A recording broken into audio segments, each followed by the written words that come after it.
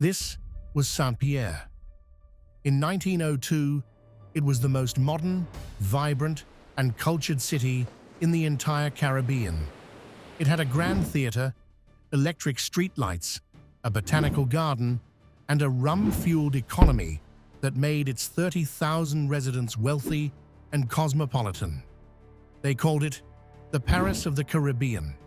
This is Mount Pelée. For decades, the people of Saint-Pierre saw it as little more than a scenic backdrop, a sleeping giant. But in the spring of 1902, that giant began to stir, and in a matter of days, it would turn this paradise into a tomb, executing the single deadliest volcanic eruption of the entire 20th century. In 3 minutes, nearly every single person in this city will be dead. This is the story of how it happened, and why the world was forced to relearn everything it thought it knew about volcanoes. To understand the disaster, you have to understand the arrogance that led to it. Mount Pelée wasn't a secret. It had erupted mildly in 1792 and 1851, producing some ash, but nothing catastrophic. To the people of Saint-Pierre, it was a known, and therefore safe, quantity. The warnings began on April 23rd. Minor explosions from the summit dusted the city in fine, white ash. The smell of sulfur, like rotten eggs, became a constant presence. Annoying, but not terrifying. But then the animals knew. On the mountain slopes lived thousands of the deadly fer-de-lance pit vipers. As the ground heated and sulfurous gas seeped from the earth, they fled, downhill, directly into Saint-Pierre. Newspapers reported dozens of deaths as the city was overrun by a plague of snakes. At the same time, swarms of insects and giant centipedes scrambled out of the ground, invading homes. Then, on May 5th, the first real catastrophe struck. A crater rim on the volcano collapsed, sending a lahar, a boiling, 30-meter-high wall of mud and debris, thundering down the Rivière Blanche. It struck a sugar mill on the coast, burying it instantly. Over 25 workers were killed. The flow was so massive, it created a 3-meter tsunami in the harbor. This was the moment to evacuate. A boiling mudflow, a plague of snakes, constant ash. The mountain was screaming. So why did everyone stay? 2 words: politics and pride. A crucial election was scheduled for May 10th. The island's governor, Louis Moutet, didn't want a mass panic. He didn't want to evacuate the city, which was the political stronghold of his party. To calm the population, he appointed a scientific commission. On May 7th, 1 day before the eruption, this commission published its official findings. The safety of Saint-Pierre is complete. Mount Pelée presents no more danger to the inhabitants of Saint-Pierre than Vesuvius does to those of Naples. They assured the people that the city was the safest place to be. In fact, refugees who had fled the countryside were encouraged to come into Saint-Pierre. The city was full. The harbor was packed with ships. The trap was set. May 8th, 1902. It was Ascension Day, a public holiday.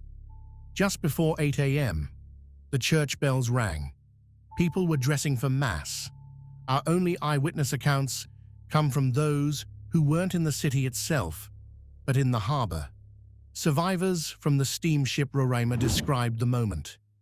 At 7:59 a.m., 4 tremendous explosions were heard, but they weren't like a normal volcano.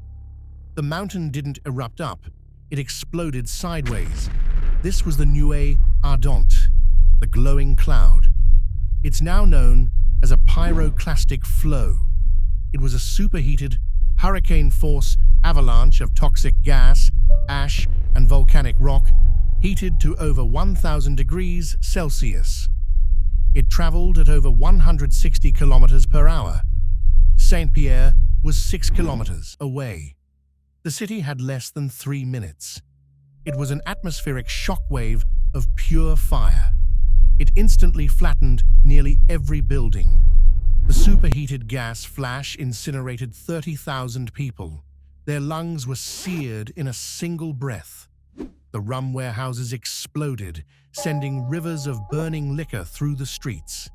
In the harbor, the water flash-boiled. Ships were ignited and capsized. The Roraima, with 68 people aboard, was engulfed in the burning cloud. In the span of a coffee break, the Paris of the Caribbean had been erased from the earth.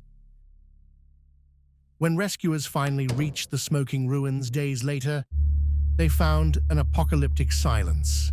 They expected no survivors, and they were almost right. From the 30,000 people in the direct path of the blast, there were only 2, or possibly 3, confirmed survivors, and their stories are the stuff of legend. This is Ludger Silbaris. He was a 25-year-old manual laborer who had been arrested for assault and thrown in jail the night before the eruption. His cell was a dungeon, a stone box, partially underground, with no windows and only a tiny grate in the door. When the blast hit, he described it as a sudden, intense heat, as if the world was ending. The air in his cell became blisteringly hot. He didn't see the cloud, he felt it. For 4 days, he lay in agony, suffering from horrific burns, until a rescue team heard his faint cries from beneath the rubble. His dungeon, the worst place to be in Saint-Pierre on May 7th, had become the only place to be on May 8th. It shielded him from the lethal blast. He was pardoned for his crimes and later toured with the Barnum and Bailey Circus as the man who lived through doomsday. The only other known survivor was Léon Compère Léandre, a shoemaker who lived on the very edge of the city. He too was horribly burned, but was just outside the main path of annihilation and managed to escape. The sheer, unnatural totality of the destruction baffled scientists. A French geologist, Alfred Lacroix, was the first to study the ruins. He realized this wasn't lava or ash in the traditional sense. He coined the term nuée ardente to describe this new, terrifying type of eruption. A fast, lateral, ground-hugging cloud of death. The 1902 eruption literally created the scientific classification, a Pelean-type eruption. The legacy of Mount Pelée is written in ash and stone. It was a brutal, terrifying lesson that volcanoes could kill in ways no one had ever imagined. They didn't just erupt up, they could erupt out with the speed of a freight train and the heat of a furnace.